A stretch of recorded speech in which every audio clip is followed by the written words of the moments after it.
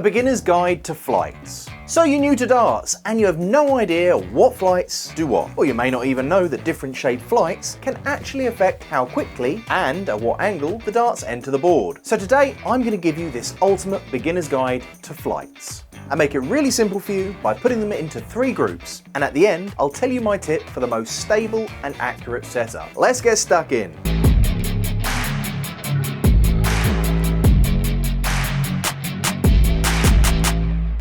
Now, a flight is the last part of your dart. You have the point at the tip, excuse the pun, the most important part of the dart, which is the barrel, the stem, otherwise known as the shaft, and finally the flight. It's an essential part of the dart as it enables the rest of the dart to stabilize in the air and reach its intended target. Flights are typically and most commonly made plastic polymers. You can get hard and soft versions, and the thicker they are, generally the heavier they are, but they also are more durable. For a beginner, even for pros, the most common thickness is 100 micron. Now, micron is just the measurement of thickness. These are both 100 micron. You can sort of hear it.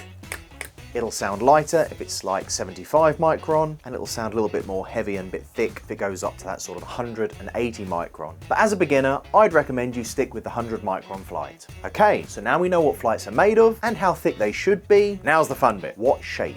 So as I promised, here are 3 really simple categories for you. Now, category 1 are the smaller flights. They're sort of hard to control, but they travel to the board really quickly. Flights like slims, pairs, DMX, vapor. Now, the vapors you see here are the Phil Taylor style. These flights require more strength, control, and consistency, and they're often associated with stacking. Now, stacking refers to the angle of entry in the board, and in effect, you stack your darts on top of one another, into the board, stack it on top. Because there is less surface area, the darts zip through the air quickly and often don't have time to adjust to that tail upending. Now, in category 2, we call it sort of a specialized category. These are things like Sigma, kites, vortex, number 10, things like that. Now, these aren't novelty flights, but they have their own characteristics, ranging from sort of smaller being better for grouping, a bit of style in the case of the Sigmas. Look at them! And these 10x by target aim to provide a similar feel to the number 6 flight, but in a smaller form factor, aiming at having less obstructions when grouping. These are your number 2 and your number 6 flights.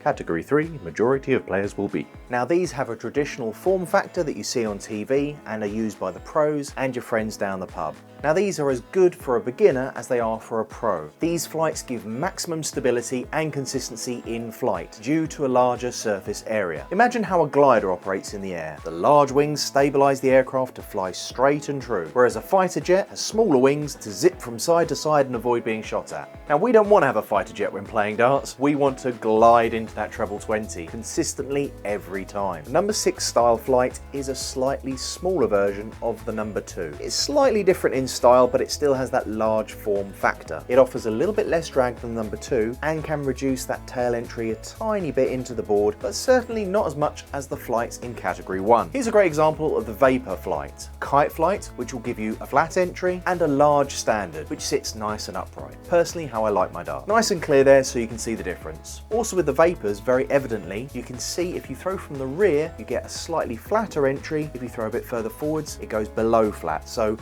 does depend on your throw and where you grip those darts from. Now, I've also thrown in a bit of a bonus set. Before I finished filming, I found the Velos. Now, these are sort of, in terms of flight, a bit like a number 6, almost like a number 2. It's sort of in between, but you have to be very careful, otherwise you might take your eyes out with them. Very sharp on the ends. Now, there are another 2 categories of flights. That's the molded flights and the integrated system. Now, these can help you reduce Robin Hood, which is when one dart point goes into a stem or a flight and gets stuck. They also help keep your flights at that 90-degree angle, and you can also save time reattaching flights if they ping off. But all of this is available in our next video on molded flights, so subscribe to our channel to make sure you don't miss that. Now, as I promised, the most popular and best combination for stability and control is the number 2 large standard flight and a short stem. This should give you maximum drag and stability in the air, which is easier to replicate, and it's also more forgiving in the air. Now, this does depend on the individual, but it's a pretty good go-to for most beginners. Now, as you saw with smaller flights, they can go all over the place if you don't have a strong, direct and accurate throw. So large for stability, small if you have a more direct throw. Now, it's probably best at this point to show you our awesome filters on our website. You can filter based on type, thickness, shape. Then there's everyone's favourite filter, colour. You've even got brand and player filters to really find those perfect flights for you. Because let's face it, we're all different and have our own favourite colours, or maybe you just fancy changing things up this month. It's your choice. They also have the integrated and moulded sections here, but I'll show that in our part 2. But for me personally, it's a number 2 flight. Get that high tail entry, send the next dart in just underneath, you'll be hitting 180s before you know it. Join us again for more tips and tricks from the number 1 dart shop in the world, Dartshopper. Thanks for watching, and as always, have a good one.